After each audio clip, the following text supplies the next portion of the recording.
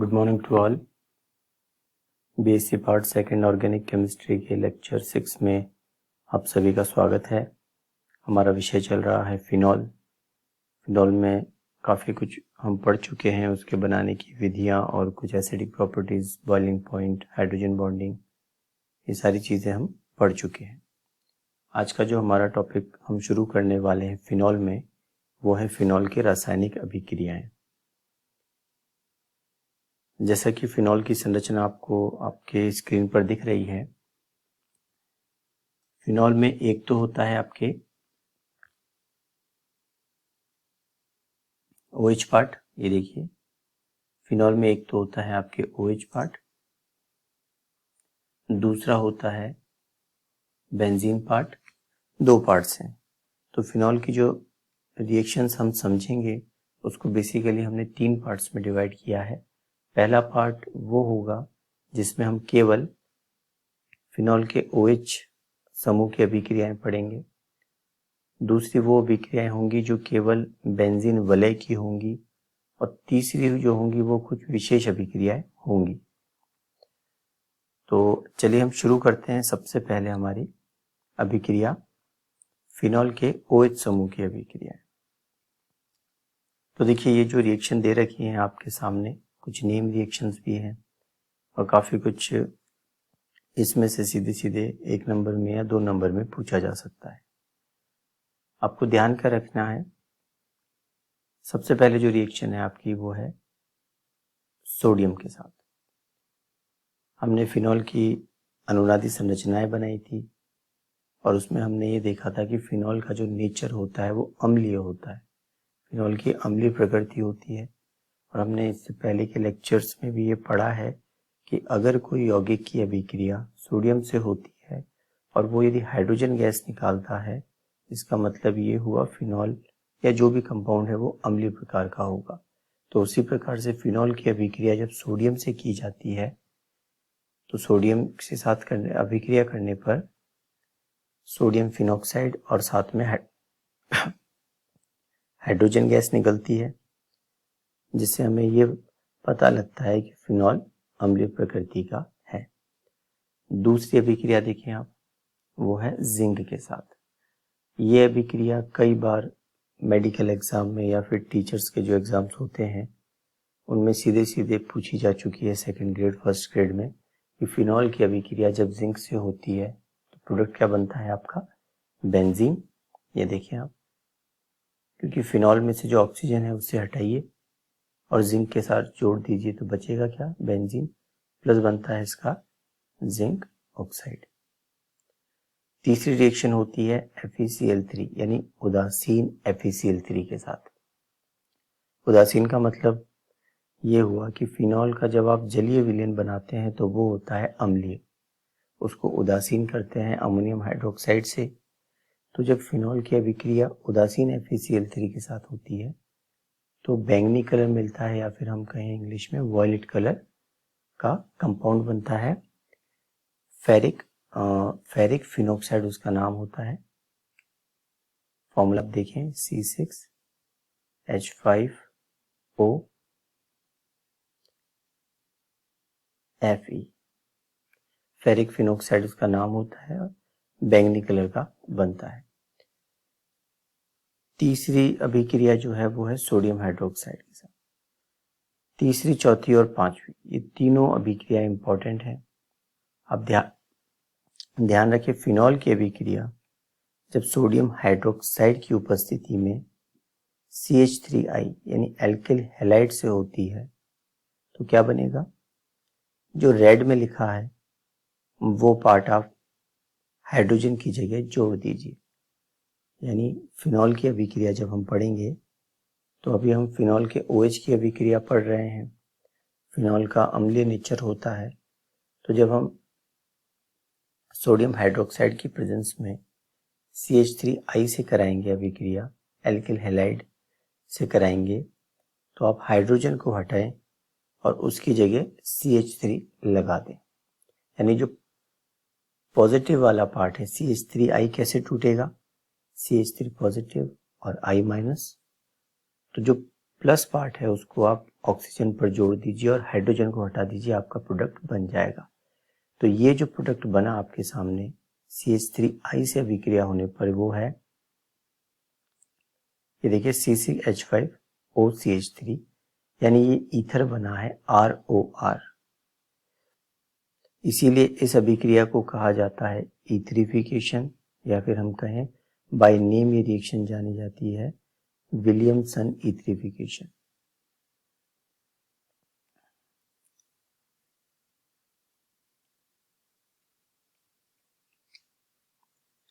अब आप देखिए कि यदि नेक्स्ट अभिक्रिया देखते हैं, अगर CH3COCl से अभिक्रिया होती है, एसिटाइल क्लोराइड से होती है, तो देखिए इसमें CH3CO पार्ट जो होगा वो होगा पॉजिटिव पार्ट और Cl होगा नेगेटिव पार्ट। तो इसमें भी आपको फिनॉल का हाइड्रोजन हटाइए और ये पॉजिटिव पार्ट CH3CO जो है वो जुड़ जाएगा और प्रोडक्ट बनेगा आपका फेनिल एसीटेट। प्रोडक्ट जो बनने वाला है वो है आपका फेनिल एसीटेट। ये एस्टर है RCOOR, देखिए RCOO और R, ये एस्टर बना, इसीलिए इसे कहा जाता है एस्टरिफिकेशन। उसी के साथ तीसरी रिएक्शन में आप CH3COCl में CH3 को हटा करके अगर C6H5COCl लगा दें, बेंजोइल क्लोराइड अगर आप लगा दें, तो आपका वही होगा C6H5CO जो पार्ट है वो पॉजिटिव पार्ट होगा और Cl माइनस पार्ट होगा। आप क्या करें, फिनॉल्स के साथ जब इसकी अभिक्रिया होगी तो हाइड्रोजन को हटाएं और C6H5CO लगा दें, तो ये बन जाएगा आपका बेंजाइल बेंजोइड या फिर फेनिल बेंजोइड। इस रिएक्शंस को, ये जो रिएक्शन है इसे कहा जाता है शॉर्टन बॉमन रिएक्शन। ये आपके एग्जाम में आ भी चुकी है। तो देखिए ये लास्ट की जो 3 रिएक्शन है उसमें इंपॉर्टेंट क्या है, रिएक्शन किससे हो रही है, सबसे पहले CH3I से हो रही है तो ईथर बन रहा है, दूसरे में CH3COCl से हो रही है तो आपका एस्टर बन रहा है, इसके बाद C6H5COCl से हो रही है तो बेंजोएट बन रहा है। तो आप देखिए कि पहली रिएक्शन में तो ईथर बन रहा था, बाकी की दोनों रिएक्शंस में एस्टर बन रहा है। जहां ईथर बन रहा है उसको कहा जाता है विलियमसन ईथरिफिकेशन, और जहां आपके फेनिल बेंजोएट बन रहा है उसको कहा जाता है शॉर्टन बॉमन अभिक्रिया। तो ये विलियमसन और शॉर्टन बॉमन रिएक्शन क्योंकि बाय नेम है तो आपके एग्जाम में सीधे सीधे पूछी जा सकती है, और कुछ नहीं करना, आपको हाइड्रोजन को हटाना है और उसकी जगह जो पॉजिटिव वाला पार्ट रिएजेंट का है उसको आपको यूज करना है। इंपॉर्टेंट बात यह है कि तीनों रिएक्शंस NaOH की प्रेजेंस में हो रही हैं, इसको आप ध्यान रखें।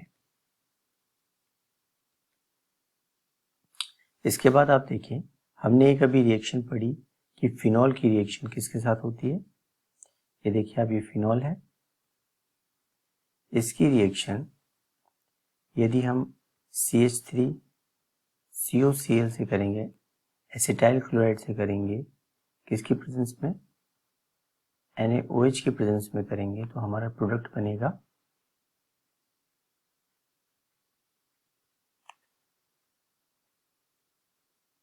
ये ऑक्सीजन COCH3, यानी फेनिल एसीटेट इसका नाम है। अब आप देखें कि ये जो रिएक्शन है इसे तो कहा जाता है एस्टरिफिकेशन, लेकिन फर्दर अगर इसकी रिएक्शन जो फेनिल एसीटेट बना है उसको यदि हम AlCl3 की प्रेजेंस में रिएक्शन कराएं तो इसमें रीअरेंजमेंट होता है और उसको कहा जाता है फ्रिस रीअरेंजमेंट। तो उसी रिएक्शन को हम ये ऊपर जो ब्लैक में लिखा हुआ है उससे समझाएंगे। तो देखिए फिनॉल की रिएक्शन सबसे पहले किससे हुई, CH3COCl से, और आपका प्रोडक्ट बन गया फेनिल एसीटेट। तो आप देखिए क्या हो रहा है, ये भी आप देखिए नंबर 1 जिसको लिखा है ये क्या है, ये फिनॉल है, इसकी रिएक्शन NaOH की प्रेजेंस में CH3COCl से होती है तो हमारा प्रोडक्ट क्या बन गया, ये एस्टर। देखिए ये CH3CO जुड़ गया, ये क्या बना, एस्टर बन गया। एस्टर बनने के बाद यहाँ तक की रिएक्शन जो होती है, जो एस्टर बनता है, उसको कहा जाता है एस्टरिफिकेशन।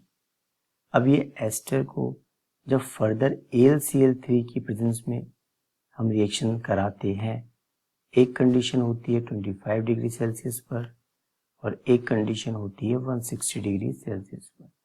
तो जब एस्टरिफिकेशन के दौरान फिनॉल की जब रिएक्शन एसिटाइल क्लोराइड से करी और जब एस्टर बना, उसको जब AlCl3 की प्रेजेंस में 25 डिग्री तक गर्म किया गया, तो हमारा मेजर प्रोडक्ट पैरा बनता है। और जब हम AlCl3 की प्रेजेंस में 160 डिग्री सेल्सियस पर गर्म करते हैं, तो हमारा प्रोडक्ट ऑर्थो वाला जो प्रोडक्ट बनता है वो हमारा मेजर प्रोडक्ट होता है। इसको कहा जाता है फ्रिज पुनर्विन्यास या फिर हम कहें फ्रिज रीअरेंजमेंट। देखिए इसमें क्योंकि बाहर से कुछ नहीं आया है, जो CH3CO वाला पार्ट है वो ऑर्थो और मेटा स्थिति, ऑर्थो और पैरा स्थिति पर गया। तो 25 डिग्री की बात करें तो पैरा स्थिति पर जाता है, और अगर हम 160 डिग्री सेल्सियस की बात करें तो वो ऑर्थो स्थिति पर जाएगा। इसको कहा जाता है फ्रिज रीअरेंजमेंट। अब इसकी मैकेनिज्म आपके दे रखी है, वो किस प्रकार से ये प्रोडक्ट बनता है ऑर्थो और पैरा वाला, उसको आप समझें। देखिए एस्टर बन गया, जब फिनॉल की रिएक्शन CH3COCl से हुई तो क्या बना, एस्टर बना, फेनिल एसीटेट, ये आपके सामने दिख रहा है। अब इसकी रिएक्शन होती है AlCl3 से। आप थोड़ा अगर इस बात को समझें तो आपको ध्यान होगा कि जब हम एसिड और बेस की डेफिनेशंस पढ़ते हैं तो उसमें एक कंसेप्ट हम पढ़ते हैं लुईस का। लुईस का कंसेप्ट ये कहता है कि जो भी स्पीशीज इलेक्ट्रॉन को ग्रहण करती है उसको हम अम्ल कहते हैं, और ऐसी स्पीशीज जो इलेक्ट्रॉन किसी को देती है उसे हम बेस कहते हैं, क्षार कहते हैं। अगर हम AlCl3 की बात करें तो ये एक लुईस एसिड है। क्यों है? क्योंकि इसके, अगर हम एल्यूमिनियम की बात करें तो एल्यूमिनियम के आउटर मोस्ट शेल में, बृहत्तम कोश में 3 इलेक्ट्रॉन है, जिसने 3 बॉन्ड बना लिए Cl के साथ, 3 इलेक्ट्रॉन खुद के, 3 इलेक्ट्रॉन Cl के, तो टोटल हो गए 6। लेकिन ऑक्टेट कंप्लीट करने के लिए इसको 8 इलेक्ट्रॉन चाहिए, लेकिन इसके पास केवल 6 हैं। तो इसीलिए इलेक्ट्रॉन कम होने की वजह से ये इलेक्ट्रॉन ग्रहण करता है, इसीलिए AlCl3 को कहा जाता है लुईस एसिड। तो जो ये लुईस एसिड है AlCl3, तो जो एस्टरिफिकेशन के दौरान जो प्रोडक्ट बना है आपका एस्टर, तो एस्टर का जो CH3CO पार्ट है उसके ऑक्सीजन पर 2 लोन पेयर हैं। तो ये लोन पेयर ऑफ इलेक्ट्रॉन जो है वो ट्रांसफर होते हैं AlCl3 पर। अब आप देखें AlCl3 जो है वो इलेक्ट्रॉन डेफिशिएंट है, उसको अपना ऑक्टेट कंप्लीट करना है, एस्टर कंप्लीट करना है, और एस्टर कंप्लीट करने के लिए इसने ऑक्सीजन से इलेक्ट्रॉन लिए। तो अब देखिए ऑक्सीजन से इलेक्ट्रॉन लेने के बाद क्या बनेगा, देखिए ऑक्सीजन ने इलेक्ट्रॉन दिए हैं तो उस पर आएगा पॉजिटिव, और ये आ गया AlCl3, और एल्यूमिनियम ट्राइक्लोराइड, एल्यूमिनियम क्लोराइड जो है उसके पास इलेक्ट्रॉन्स आए ऑक्सीजन से, यानी उसके पास तो 6 थे, 6 से अब ज्यादा हो गए, ऑक्सीजन ने दे दिए, तो AlCl3 पर आएगा नेगेटिव चार्ज। ठीक है, अब क्या होता है, अब आप देखें इस ऑक्सीजन के पास भी 2 लोन पेयर हैं, जो फिर बेंजीन का, जो बेंजीन के ऊपर जो ऑक्सीजन जुड़ा हुआ है, फिनॉल के OH वाला जो ऑक्सीजन दिख रहा है आपको। तो इसके बाद क्या होता है, ये जो बॉन्ड है कार्बन और ऑक्सीजन के बीच में, ये बॉन्ड शिफ्ट होता है इस एल्यूमिनियम ट्राइक्लोराइड पर, और ये जो बॉन्ड है एल्यूमिनियम और ऑक्सीजन के बीच वाला, ये शिफ्ट हो जाता है इस कार्बन ऑक्सीजन डबल बॉन्ड के पास। अब देखिए कि कार्बन ऑक्सीजन के बीच में डबल बॉन्ड ऑलरेडी है, एक बॉन्ड और शिफ्ट होगा तो अब बन जाएगा ये ट्रिपल बॉन्ड।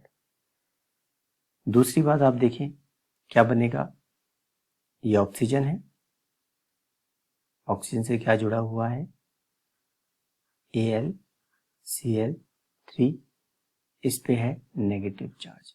अब आप देखें कि ये जो नंबर सेकंड देखिए, नंबर 1, नंबर 2 और ये नंबर 3। अगर हम नंबर 2 की बात करें तो यहाँ पर जो AlCl3 है उस पर नेगेटिव चार्ज है। एक बॉन्ड गया और दूसरा बॉन्ड आ गया, यानी ये वही बात हुई कि आपने एक हाथ से पैसे लिए और दूसरे हाथ से आपने किसी को दे दिए, तो आप तो जैसे थे वैसे ही रहे।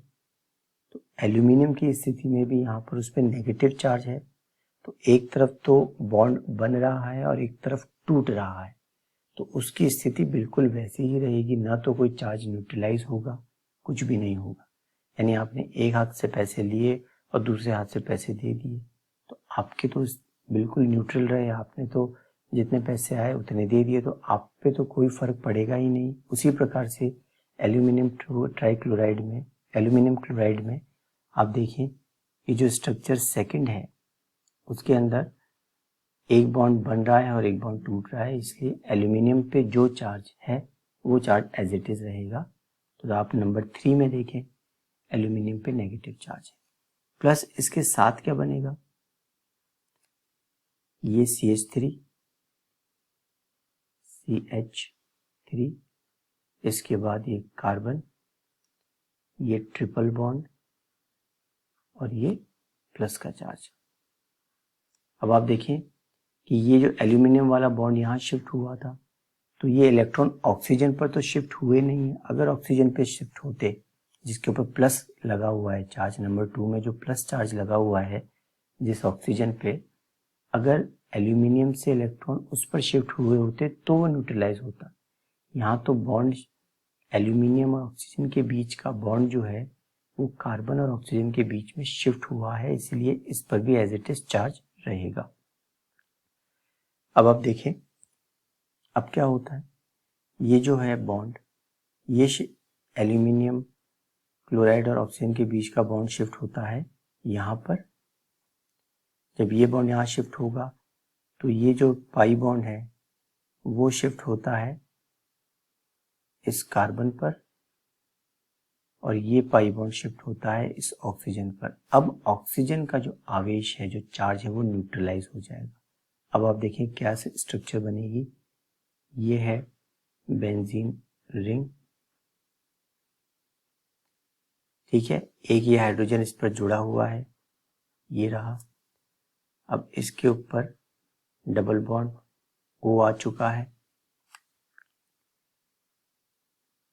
इसके बाद आप देखें ये बॉन्ड, ये बॉन्ड, और यहाँ जुड़ गया C, डबल बॉन्ड O और ये CH3। अब आप देखें कि ये जो कंपाउंड बना है, जो इंटरमीडिएट आपके बीच में, रिएक्शन के बीच में बना है, इसको हम 4 नंबर दे देते हैं।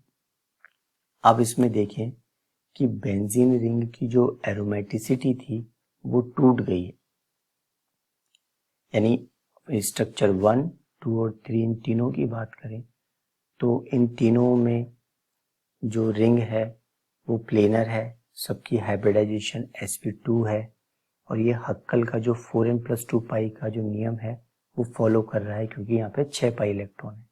लेकिन वहीं हम स्ट्रक्चर 4 की बात करें तो वहाँ पर एरोमेटिसिटी टूट चुकी है और यहाँ 4n+2 पाई इलेक्ट्रॉन का जो रूल है वो फॉलो नहीं हो रहा। तो आप ये ध्यान रखें कि जब भी आप बेंजीन वलय की अभिक्रियाएं पढ़ेंगे, बेंजीन रिंग की अभिक्रिया जब आप पढ़ेंगे तो उसमें कई बार ऐसा होगा कि रिएक्शन की जो क्रियाविधि है, अभिक्रिया की क्रियाविधि पढ़ते समय उस बेंजीन रिंग की जो एरोमेटिसिटी है वो टूट जाती है, लेकिन फाइनल जो प्रोडक्ट बनता है उसमें एरोमेटिसिटी मेंटेन रहती है। अब देखिए ये स्टेबल था नंबर 1, नंबर 2, नंबर 3 में, क्योंकि 4n+2 पाई इलेक्ट्रॉन था। अब नंबर 4 में क्योंकि एरोमेटिसिटी टूट गई है, अब क्या होता है, एरोमेटिसिटी को मेंटेन करने के लिए ये जो हाइड्रोजन आपको दिख रहा है, ये वाला, ये हाइड्रोजन अपने इलेक्ट्रॉन, ये बॉन्ड यहाँ शिफ्ट होता है और ये इलेक्ट्रॉन यहाँ शिफ्ट होते हैं। तो देखिए ऑक्सीजन पे इलेक्ट्रॉन शिफ्ट आएंगे तो माइनस होगा, और ये हाइड्रोजन ने यहाँ इलेक्ट्रॉन शिफ्ट किए तो उस पर आएगा प्लस चार्ज। तो आप देखें क्या बनेगा, इसको बनाते हैं हम। ये स्ट्रक्चर, ये पाई बॉन्ड तो ऑलरेडी था। अब हाइड्रोजन ने बॉन्ड यहाँ शिफ्ट कर दिया तो यहाँ पर आ गया डबल बॉन्ड, यानी एरोमेटिसिटी मेंटेन। ये ऑक्सीजन, अब इस पर इलेक्ट्रॉन शिफ्ट हुए थे तो माइनस का चार्ज आएगा, और ये जो हाइड्रोजन निकला आपका, ये हाइड्रोजन जाकर के यहाँ जुड़ जाएगा, और जो आपकी स्ट्रक्चर है C+O CH3, ये प्रोडक्ट आपको मिल जाएगा। और यही आपने देखा था कि पुनर्विन्यास में क्या होता है, ऑर्थो स्थिति पर होता है। ये वैसे कि वैसा ऑर्थो स्थिति पर जो हुआ है, ये पूरी मैकेनिज्म जो है वो पैरा स्थिति पर भी वैसी की वैसी होगी। अब देखिए सिंपल सा याद करने का तरीका है। जो एस्टर बना है फिनॉल की CH3COCl के साथ रिएक्शन होने पर जो एस्टर बना है, उसके एल्यूमिनियम क्लोराइड से आप अभिक्रिया कराइए। एनहाइड्रस शुष्क, एनहाइड्रस AlCl3 से रिएक्शन होगी, लुईस एसिड है, इलेक्ट्रॉन को एक्सेप्ट करेगा। CH3 C double bond O वाले, इसके बाद बॉन्ड का शिफ्ट होने के बाद प्लस चार्ज माइनस चार्ज, ये सारी चीज़ें जो हैं, जो मैंने समझाया है आपको, वो अच्छे से आप सुने, और एक एक स्टेप को आप खुद अगर प्रैक्टिस करेंगे तो ही हो पाएगा, अगर आप प्रैक्टिस नहीं करेंगे तो नहीं हो पाएगा। तो ये इसका मैकेनिज्म है, आपके एग्जाम में आ सकता है, क्योंकि इस अभिक्रिया का नाम है फ्रिस पुनर्विन्यास, और क्योंकि ये बाय नेम है तो आपके एग्जाम्स में पूछी जा सकती है आपसे। तो इसको अच्छे से करें। और जो ये हमने प्रोडक्ट ऑर्थो पे बनाया है, बिल्कुल आप पैरा पे लेते हुए भी प्रोडक्ट बना सकते हैं। खास बात यहाँ ये ध्यान रखनी है कि इस रिएक्शन के दौरान फिनॉल जो है उसकी बेंजीन रिंग की एरोमेटिसिटी टूटी थी, लेकिन वापस वो मेंटेन हो जाती है फाइनल प्रोडक्ट के अंदर। यही आपको आगे की रिएक्शंस के लिए भी ध्यान रखना है। इसके बाद कुछ ऐसी अभिक्रियाएं आती हैं फिनॉल की, जैसे PCl5 के साथ। आप ध्यान रखें कि जब हमने फिनॉल की अनुनादी संरचनाएं पढ़ी थी तो ऑक्सीजन पे पॉजिटिव चार्ज आया था, और ऑक्सीजन और कार्बन के बीच का जो बेंजीन रिंग का कार्बन और ऑक्सीजन के बीच में जो बॉन्ड है वो डबल हो जाता है। तो इसीलिए फिनॉल का जो कार्बन और ऑक्सीजन का जो बॉन्ड है उसको तोड़ना बड़ा मुश्किल होता है। इसीलिए जो हैलाइड्स हैं उनके साथ अभिक्रिया नहीं होती है, और कुछ जो फॉस्फोरस के जो हैलाइड्स हैं जैसे PCl5 और PCl3 जो आपको स्क्रीन पर दिख रहे हैं, इनके साथ रिएक्शन होती तो है, लेकिन यहाँ पे जो प्रोडक्ट मिलता है उसकी मात्रा बहुत कम मिलती है, क्योंकि कार्बन और ऑक्सीजन, ये जो फिनॉल है, ये आप देखें, ये फिनॉल में जो संरचना बनी थी तब कुछ इस प्रकार से आपने स्ट्रक्चर देखी होगी। तो ये कार्बन और ऑक्सीजन का ये जो डबल बॉन्ड है ये तोड़ना बड़ा मुश्किल है, इसीलिए हैलाइड के साथ अभिक्रियाएं नहीं होती हैं, और कुछ फॉस्फोहैलाइड्स के साथ रिएक्शन होती हैं, लेकिन जो उत्पाद बनता है उसकी मात्रा बहुत कम होती है। तो जैसे PCl5 के साथ अभिक्रिया होती है तो C6H5Cl यानी क्लोरोबेंजीन बनता है, और अगर PCl3 के साथ अभिक्रिया होती है तो क्या बनेगा, ट्राइफेनिल फॉस्फेट बनता है, इसका नाम है। आप ध्यान रखें कि PCl5 के साथ अभिक्रिया हो चाहे PCl3 के साथ हो, अंतिम उत्पाद जो बनता है वो आपका ट्राइफेनिल फॉस्फेट ही बनता है। इसके बाद एक रिएक्शन आती है, PCl5 से हो गई, PCl3 से हो गई। इसके बाद होता है अमोनिया से अभिक्रिया जिंक क्लोराइड, और 300 डिग्री सेल्सियस टेम्परेचर पर अगर होता है तो आपको एनिलीन बनता है, यानी OH हटाइए और उसकी जगह NH2 लगा दीजिए, इसको कहा जाता है एनिलीन। तो ये कुछ रिएक्शंस थी आपकी फिनॉल के OH पार्ट की अभिक्रिया है। विलियमसन ईथरिफिकेशन, शॉर्टन-बॉमन अभिक्रिया, फ्रिस पुनर्विन्यास की जो क्रियाविधि बताई उसको आप अच्छे से समझेंगे तो आपको समझ में आ जाएगा। तो चलिए आज का लेक्चर यहीं तक। कोई भी प्रॉब्लम अगर आपको हो तो आप ग्रुप में पूछ सकते हैं। लेक्चर देखने के लिए थैंक यू।